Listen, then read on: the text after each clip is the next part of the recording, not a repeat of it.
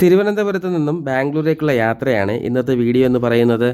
നമ്മുടെ കേരളത്തിന് മൂന്നാമതായിട്ടും ഒരു വന്ദേ ഭാരത് വന്നത് നിങ്ങളെല്ലാവരും അറിഞ്ഞു കാണുമല്ലോ. ഇന്ന് ആ ട്രെയിനിൽ യാത്ര ചെയ്യുക എന്നുള്ളതാണ് എൻ്റെ ലക്ഷ്യമെന്ന് പറയുന്നത്. നമുക്ക് പോകേണ്ട ഈ വന്ദേ ഭാരത് എക്സ്പ്രസ് എന്ന് പറയുന്നത് എറണാകുളം ജംഗ്ഷനിൽ നിന്ന് ഉച്ചയ്ക്ക് 2:20 സ്റ്റാർട്ട് ചെയ്യുന്നത്.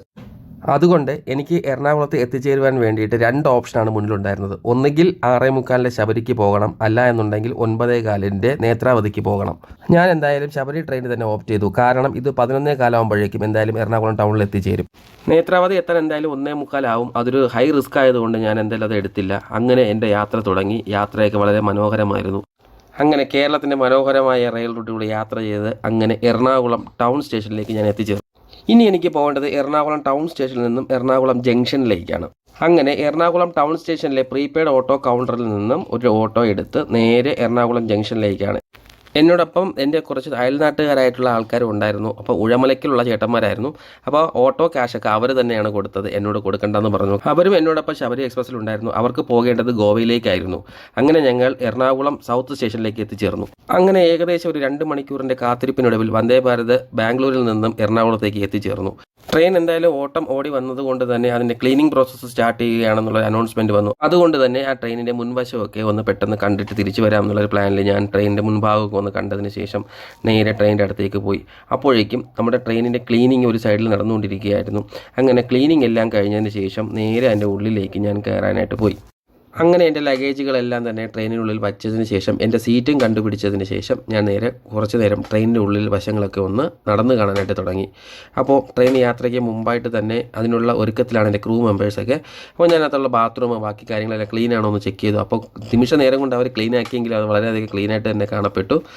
അങ്ങനെ ഞാൻ ട്രെയിനിൻ്റെ ഉൾഭാഗത്തേക്ക് വീണ്ടും കയറി. അങ്ങനെ നമുക്ക് യാത്ര ചെയ്യാനുള്ള സീറ്റിലേക്ക് പോകണം. അങ്ങനെ ഞാൻ അങ്ങനെ നടന്ന് നേരെ എൻ്റെ സീറ്റിൻ്റെ അടുത്തേക്ക് എത്തി. അങ്ങനെ ട്രെയിൻ മെല്ലെ യാത്ര തുടർന്നു. അങ്ങനെ രാവിലെ 6 മണിക്ക് ഇറങ്ങിയതില്ല, അതുകൊണ്ട് തന്നെ എൻ്റെ മൊബൈലിൽ ചാർജ് കുറവായിരുന്നു. മൊബൈൽ ചാർജ് ചെയ്യാൻ വേണ്ടി ചാർജിങ് സോക്കറ്റൊക്കെ കണ്ടുപിടിച്ചു. അങ്ങനെ മൊബൈൽ ചാർജിനിട്ടു. അങ്ങനെ ട്രെയിൻ യാത്ര ആരംഭിച്ചു. അങ്ങനെ എറണാകുളത്ത് നിന്ന് യാത്ര ആരംഭിച്ച ഉടൻ തന്നെ നമ്മുടെ ട്രെയിനിലെ ക്രൂ മെമ്പേഴ്സ് നമുക്ക് ഒരു കുപ്പി വെള്ളവും അതുപോലെ തന്നെ വായിക്കാൻ പത്രവും തന്നു. ഞാനെടുത്ത ടിക്കറ്റ് എന്ന് പറയുന്നത് വിത്ത് ഫുഡ് ഉള്ളതായിരുന്നു. അങ്ങനെ എനിക്ക് ചിലവായ രൂപ എന്ന് പറയുന്നത് 1650 രൂപയാണ്.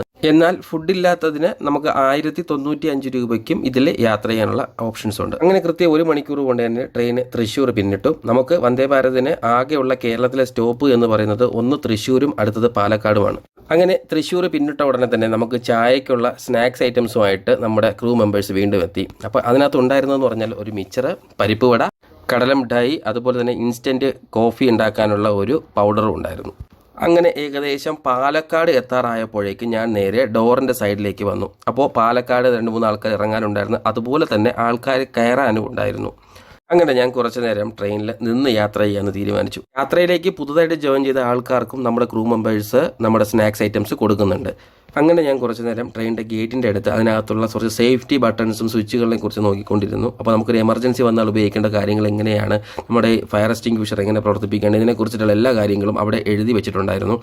നമുക്ക് എന്തെങ്കിലും എമർജൻസി സംസാരിക്കണമെങ്കിലും അതിനുള്ള സ്വിച്ചുകളും കൂടെ കൊടുത്തിട്ടുണ്ടായിരുന്നു. അങ്ങനെ യാത്ര തുടർന്നുകൊണ്ടേയിരുന്നു. അങ്ങനെ സേലം സ്റ്റേഷൻ കഴിഞ്ഞതിന് ശേഷം ഏകദേശം ഒരു 7:45 ആയപ്പോഴത്തേക്ക് ഫുഡുമായിട്ട് നമ്മുടെ ക്രൂ മെമ്പേഴ്സ് വന്നു. ഞാൻ നോൺ വെജ് ഫുഡാണ് ഓർഡർ ചെയ്യുന്നത്. ഒരു ചിക്കൻ കറി, സാമ്പാർ, റൈസ്, ചപ്പാത്തി, തൈര്, പിന്നെ ഇതെല്ലാം കഴിഞ്ഞതിന് ശേഷം ഒരു ലഡുവും കൂടെ തന്നു. അങ്ങനെ സേലം സ്റ്റേഷൻ കഴിഞ്ഞതിന് ശേഷം അടുത്ത സ്റ്റോപ്പ് എന്ന് പറയുന്നത് കൃഷ്ണരാജപുരമാണ്. അങ്ങനെ സേലത്തിൽ നിന്ന് വളരെ വേഗത്തിൽ തന്നെ കൃഷ്ണരാജപുരവും അതുപോലെ ബാംഗ്ലൂരും ഞങ്ങൾ എത്തിച്ചേർന്നു. അങ്ങനെ എല്ലാ പാസഞ്ചേഴ്സും ഇറങ്ങിയതിന് ശേഷമാണ് ഞാൻ ട്രെയിനിൽ നിന്ന് ഇറങ്ങുന്നത്. അങ്ങനെ കൃത്യസമയത്ത് തന്നെ ഞാൻ ബാംഗ്ലൂർ എത്തിച്ചേർന്നു. അതായത് 11 മണിയാണ് കാണിച്ചിരുന്നത്. 11 മണിക്ക് തന്നെ ഞാൻ എത്തി. അങ്ങനെ എന്നെ ഇവിടെ എത്തിച്ച ബാംഗ്ലൂർ ട്രെയിനിനെ ടാറ്റയും പറഞ്ഞുകൊണ്ട് നേരെ ബാംഗ്ലൂരേക്ക്. അപ്പോൾ ഇന്നത്തെ വീഡിയോ എല്ലാവർക്കും ഇഷ്ടപ്പെട്ടു എന്ന് കരുതുന്നു. അപ്പോൾ പുതിയൊരു വീഡിയോയുമായി വീണ്ടും കാണാം. This is Nitin signing out from walk around. Thank U.